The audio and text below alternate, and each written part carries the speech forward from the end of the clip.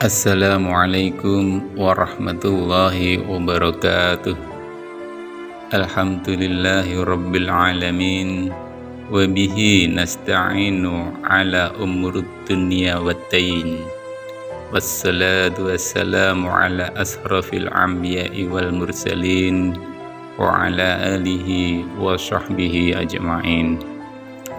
Rabbi shrah li sadri wa yassir li amri wahlul 'uqdatam min lisani yafqahu qawli. Amma ba'du. Syukur alhamdulillah, sahabat YouTube Sejuk Sehat Channel yang dirahmati Allah, kita dapat jumpa kembali di channel kesayangan ini dalam keadaan sehat walafiat, tak kurang suatu apapun. Amin.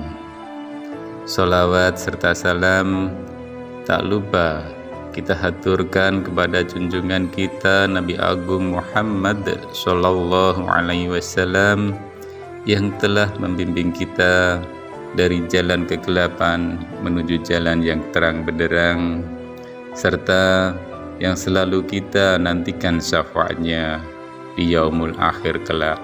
Amin ya rabbal alamin. Sahabat YouTube Sejuk Sehat Channel yang dirahmati Allah, harapan serta doa kami semoga sahabat YouTube Sejuk Sehat Channel semuanya yang menonton video ini selalu diberikan kesehatan, dilapangkan rezekinya, dipanjangkan umurnya, serta diampuni segala dosa-dosanya oleh Allah Subhanahu wa Ta'ala. Amin, amin ya rabbal alamin. Sahabat YouTube Sejuk Sehat Channel yang dirahmati Allah, salawat kepada Rasulullah Sallallahu Alaihi Wasallam memiliki keistimewaan yang luar biasa.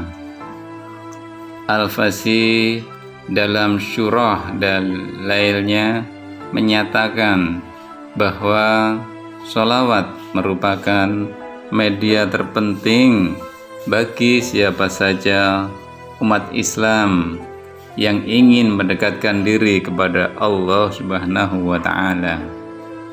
Dengan sholawat, seseorang bisa mencapai kerelaan Allah Subhanahu wa Ta'ala, mendapatkan kebahagiaan serta kepuasan lahir dan batin, diampuni seluruh dosanya, dan mampu menampak tangga menuju tingkat tertinggi di sisi Allah Subhanahu wa Ta'ala.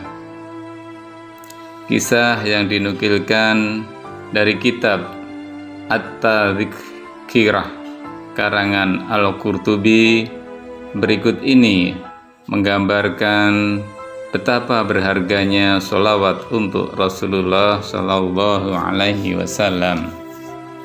Al-Kisah, ada seorang gadis yang selama hidupnya tidak pernah mau menjalankan perintah dan menjauhi larangan Allah Subhanahu wa Ta'ala sampai sang gadis meninggal dunia.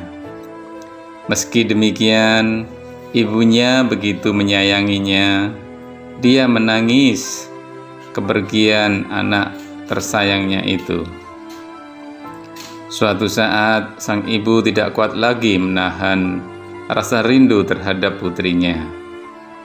Dia memberanikan diri menyampaikan perasaannya itu kepada Imam Hasan Al-Basri.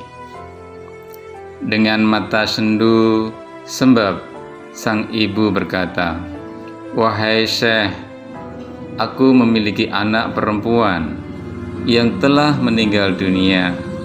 Aku merindukannya. Dapatkah aku bertemu dengan putri kesayanganku itu?" Dengan lemah lembut, Imam Hasan menenangkan ibu.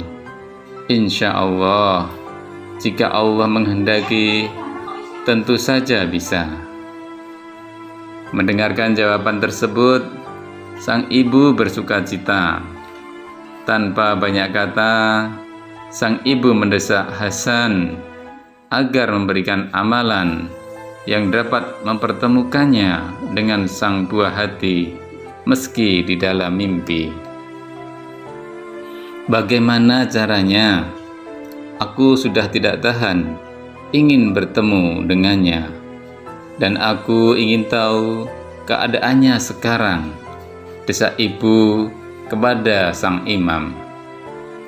Melihat kesungguhan ibu itu, Imam Hasan menasihatinya agar tidak berlebihan menanggapi kesedihan akibat kepergian orang yang kita cintai. Lakukanlah sholat 4 rakaat.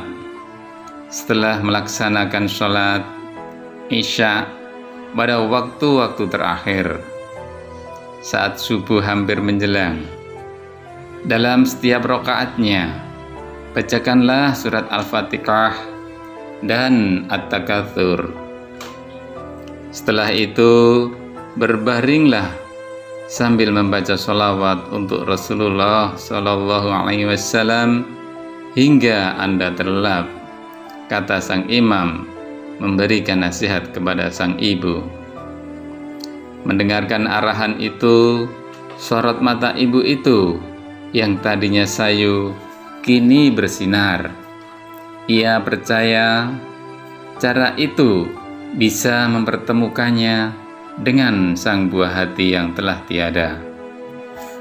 Baik, akan saya laksanakan apa yang Anda perintahkan. Ibu itu pun pergi dan langsung pada malam harinya mengerjakan apa yang diperintahkan Hasan. Benar saja, ia akhirnya dapat melihat putrinya di dalam mimpi. Namun, yang membuat ibu itu sedih adalah keadaan di depan matanya yang begitu mengerikan. Ia melihat putrinya yang di dunia cantik jelita itu dalam keadaan tersiksa dalam kubangan azab. Di tubuhnya terlilit baju dari tembaga yang meleleh karena dipanaskan, dan tangan serta kakinya terikat dengan borgol yang terbuat dari api yang menyala-nyala. Ibu itu menangis sesenggukan ketika melihat keadaan putrinya yang menyedihkan disiksa di alam kubur. Keesokan harinya, ibu itu langsung menyampaikan apa yang dilihat dalam mimpinya kepada Hasan Al-Basri. Apa yang harus aku lakukan? Kata ibu sambil mengusap air matanya. Bersedekahlah untuknya. Semoga Allah mengampuni dosanya, kata Hasan Al-Basri menyarankan. Itu jawaban Hasan.